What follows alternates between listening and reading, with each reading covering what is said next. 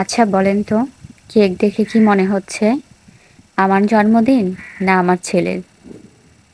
দেখি, একটা কিছু ধারণা করেন, কারটা ঠিক হয়।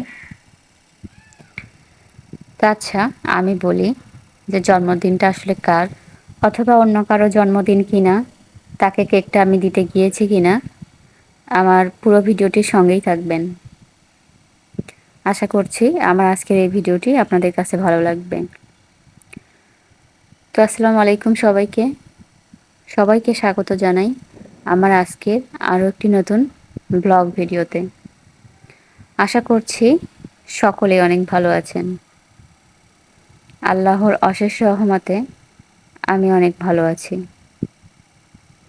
তো প্রথমে যে কেকটা দেখতে পেলেন, আজ অনেক দিন পর বের হলাম। এমনিতেই সময় হয় না, বা ব্যস্ততা সব কিছু মিলায়া এমনি ঘুরতে যাওয়ার তো সময়ই হয় না। আজকেও ঘুরতে আসিনি, কাজের উদ্দেশ্যে এসেছি। আমার ছোট্ট একটু কাজ পড়ে গেছে, এজন্য আমার আসা। তো সিএনজিতে উঠেছি।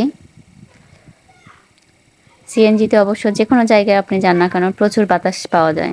এটা অন্তত এই একটা দিক থেকে শান্তি পাওয়া যায়। তো আমার সঙ্গে এই প্রকৃতির স্নিগ্ধতা এবং আশেপাশে যে পরিবেশটা আপনি দেখতে পাচ্ছেন, কি সুন্দর, শুধু সবুজ আর সবুজ। আপনারা আমার সাথে উপভোগ করেন। এখান থেকে অনেক ছোট ছোট ক্লিপও নিয়েছি আমার পেজে আপলোডের জন্য। নিশ্চয়ই আগামীতে সেগুলো আপলোড করব, দেখতে পারবেন। তো এখন আসি যে কেকটা। তো কেকটা আসলে কিসের উদ্দেশ্যে কেনা বা কেন কেনা, এখন সেটা বলি। সেটা হচ্ছে না আমারও জন্মদিন, না আমার ছেলের জন্মদিন। জন্মদিনটা আসলে কারোরই না। কেকটা আমি কিনেছি, খাইতে মন গেছে তাই। তো আমার মাঝে মাঝে এরকম হয় যে 1 মাস অথবা 2 মাস পর, বা হচ্ছে মানে আমার খাইতে মন গেলে আমি কেকটা কিনি। কেক আমার ভীষণ পছন্দের একটি খাবার। আমারও ছোট বাচ্চাদের মতো ফাস্ট ফুড আইটেমগুলো ভীষণ পছন্দের, খুব ভালো লাগে।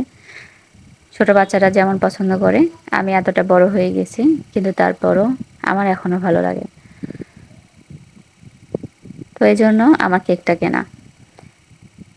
আপনারা পুরো ভিডিওটা দেখবেন না, যার জন্য করে আমি বলেছি যে দেখেন বার্থডেটা আসলে কার। তো আসলে বার্থডে কারোরই না।